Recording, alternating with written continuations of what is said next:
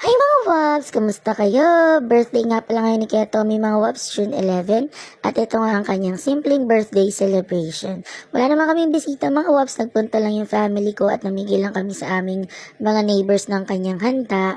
At ito nga mga Wabs, yung Roblox o Roblox, hindi ko sure kung ano yung tamang pronounce niyan, sorry naman.